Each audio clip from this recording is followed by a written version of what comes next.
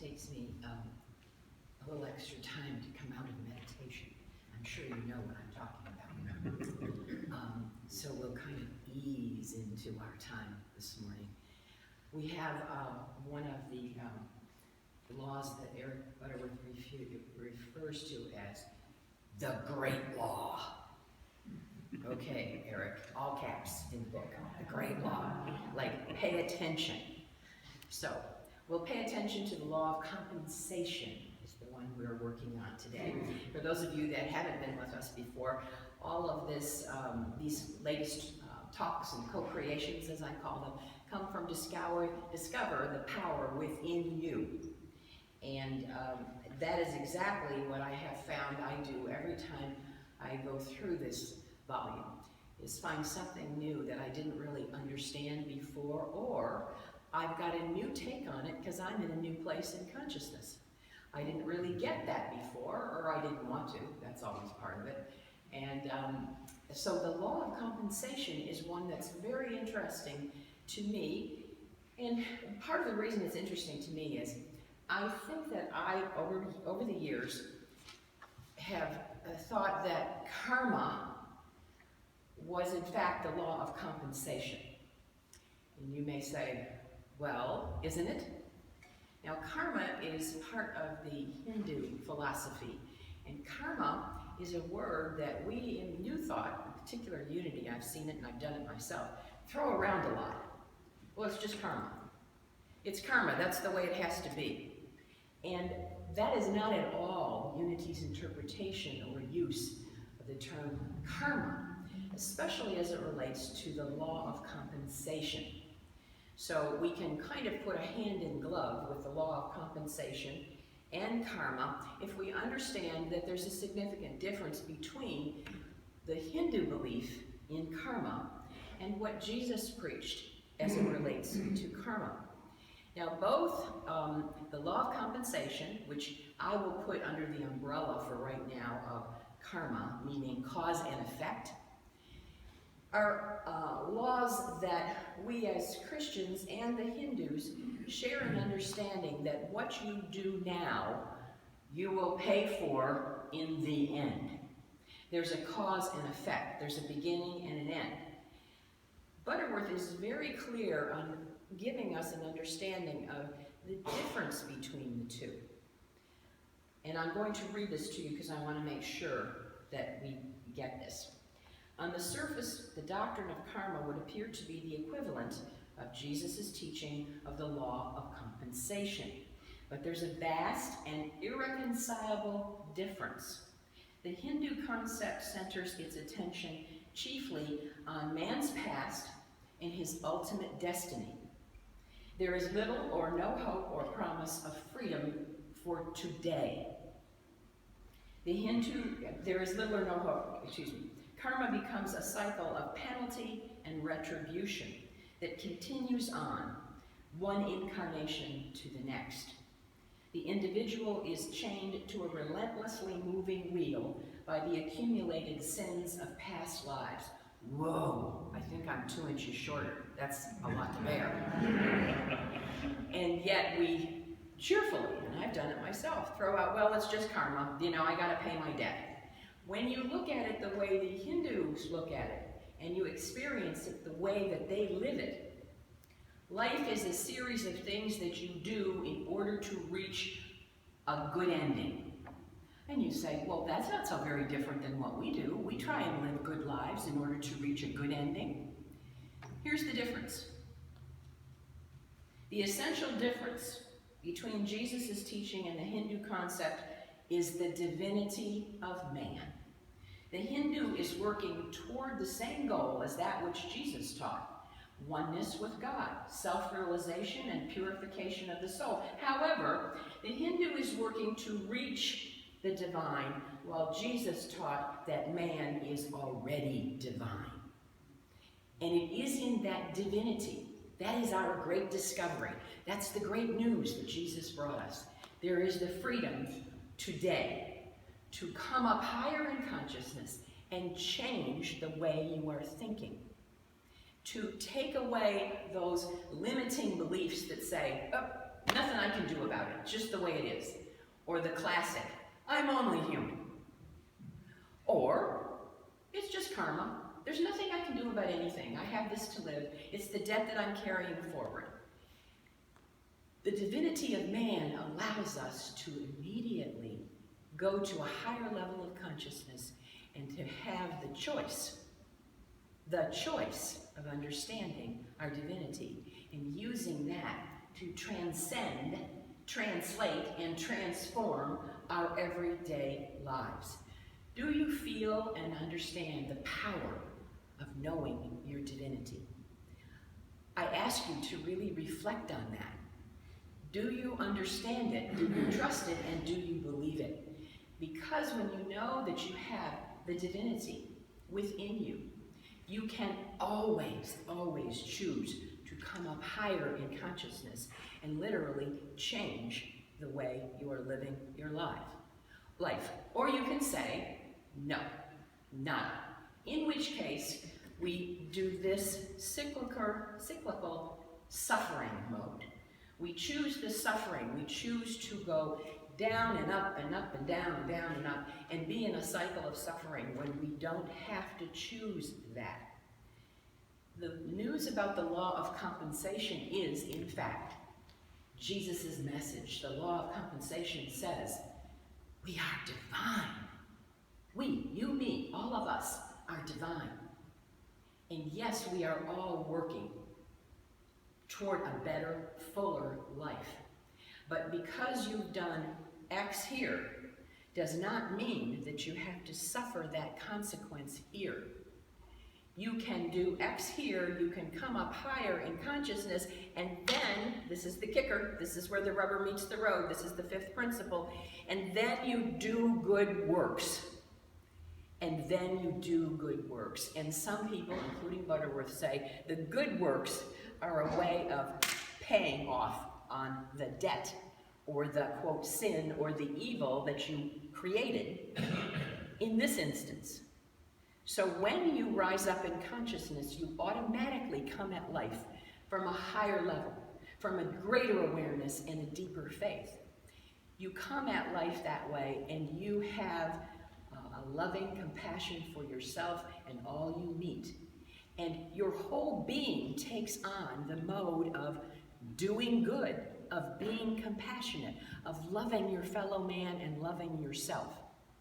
And that, my friends, right there, changes the way that the end looks at us, the beginning and the end. So the law of compensation is what Jesus' take on karma is, if you will. And I think it's important for us to understand that. I think you should understand this as well as he goes on, meaning Butterworth. Thus, while Jesus taught us to pray believing that help and healing are already ours because of our unity with God, the Hindu seeks only to control his karma by thinking, speaking, and acting today in a manner that will bring good consequence in some future. You can see that the two have seeds within them. You can see that there's a camaraderie there, or commonality. But what is the difference? The difference is we have our divinity, and we can change how we work the law of compensation at any given moment. The classic Hindu religion says you can't change that. It is what it is, what it is. All you can do is try and live a life that garners you toward the end of oneness with God. Same as Christians, except that Christians believe any time in the timeline you can change your thinking. You can change your mind and you can choose again. Now, choosing again is not new to Christianity, nor is it new to many mainstreams.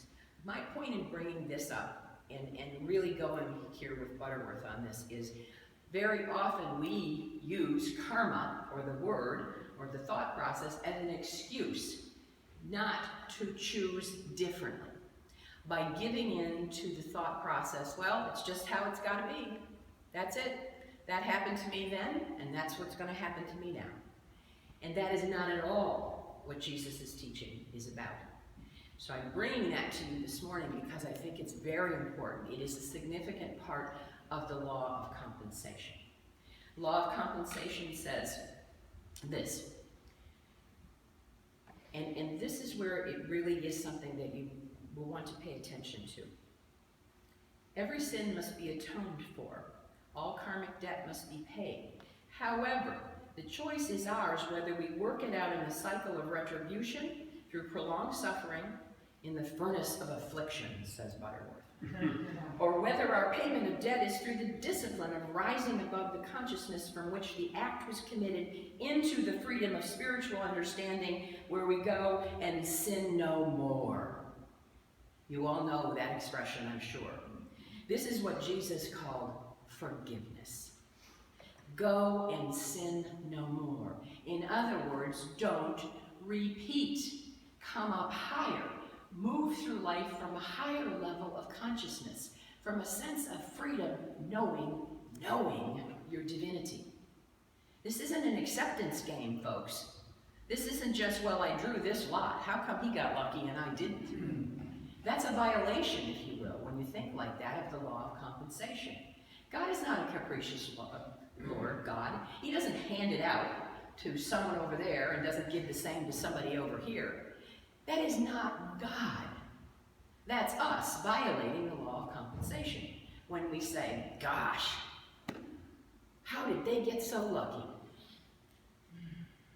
The law of compensation says you shall receive what you give. Sound familiar? The measure you give out will be the measure you receive. Very often, we think that the measure we give out to so-and-so is going to come back from so-and-so directly to sand-and-so. And I'm sitting there looking, waiting. I did that for you, so come on. When's it coming back? The law of compensation says, oh, it'll come back. It just might not be from the person that you gave it to. And you all know that. How many of us have done favors or done things for others with no expectation of a return? That's part A. But there's some part of us that says, I would like somebody to know I did that. Maybe I could share that with somebody in a gentle conversation during hospitality. Oh, I went to the hospital and visited so-and-so the other day. Well, we're happy you visited so-and-so. I'm sure so-and-so is happy you visited.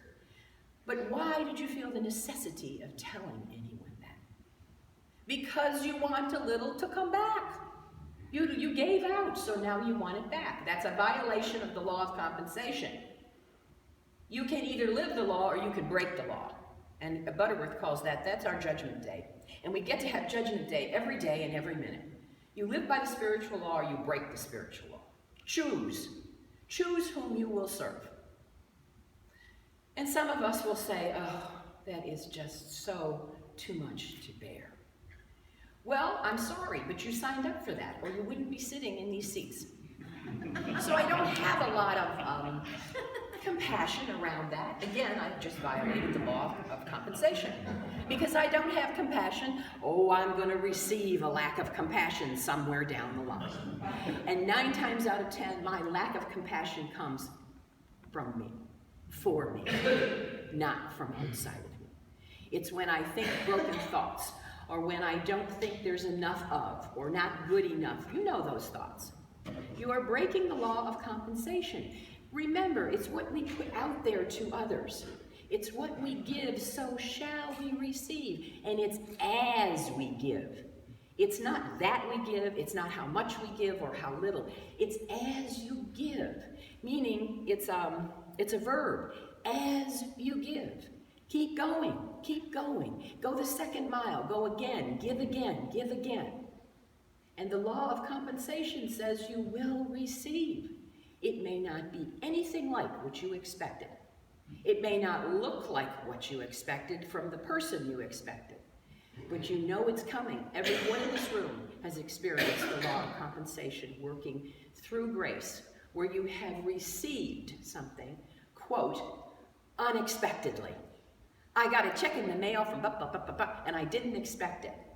My friends, the law of compensation says if you believe the spiritual law, of course you should get it. It's not unexpected. It's the universe working in and through you. It's God. You, somewhere along the line, gave as you are to receive.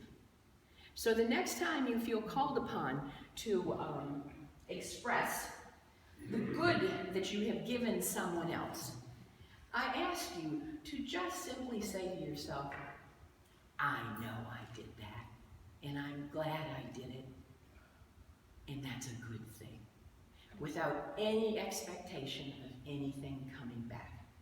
That's a key part of the law of compensation. The other part to this law, and there are many, I encourage you to read this chapter, is judge not, lest ye be judged. The other part of that is, how can you know, and I'm sure you all know this one, why is it, why beholdest thou the mote that's in thy brother's eye, but considerest not the beam that's in your own? And we can change some of that to speck and beam if that works for you. You can't see the beam, the log that's in your own life, but you can jolly well judge and see the speck that's in the other person's life. And we do that by seeing the speck in the other person's life as a beam, as a pole, as a tree. And Butterworth will say, and the reason we do that very often is we have a tree in our own eye. We have a beam the size of that balcony back there in our own psyche, in our own way of doing things. We have our own issues, but it's so much easier to focus on the other guy's issues. Isn't it? I mean, you can slip into that in a nanosecond. Let me tell you about her and how I can help her fix that. Or have you seen how he did the following? We really must speak to him. Really. Speak to him. And you have nothing about yourself that you care to look at, that you could spend viable time on, valuable time on? Sure we do. Sure we do. And I'm going to encourage you by examining the law of compensation to do that more often. And some, I know there are people who've come to me and said, well, I do that, and I don't particularly like you telling me to do it again. And I'll say, well, that's exactly why I'm here. We need to know and be reminded, all of us, it's not a one-shot deal. It's not just a one-time deal. It's the way we live our lives. And as Butterworth cheerfully says, it's your judgment day. Choose how you will. Choose to whom you will serve. Whom will you serve this day? Will you serve God, the God of your being, your own divinity? Will you serve lesser conditions and challenges, not coming from your highest self? Will you choose that snappy little comeback word as opposed to a compassionate, loving word that you're giving? These are all questions for us to reflect on. The other part, the last part of this that I do want to actually help us all understand. To all those who are weary and sore oppressed, and whose faith seems at times to prove inadequate, Jesus would say, lay aside your profession of faith and your creed, your religious mottos and affirmations, and devote some time to quiet meditation and contemplation of yourself as a spiritual being. Know that truth is not something you learn or accumulate in memory, but something you unfold within yourself. If you insist that truth is limitless, and if you meet all things in the consciousness of the limitless truth of God, then the rain may descend and the floods will come, and the winds will blow, but the house will not fall, for your life is built upon a rock. The knowledge of these sayings will then be no more platitudes or intellectual beliefs. They will become strong, vital attitudes of your very being. And that, my friends, I will close with, because that says it all as to why we should study these laws, understand them, and then incorporate them into our lives. This is your life. This is your choice.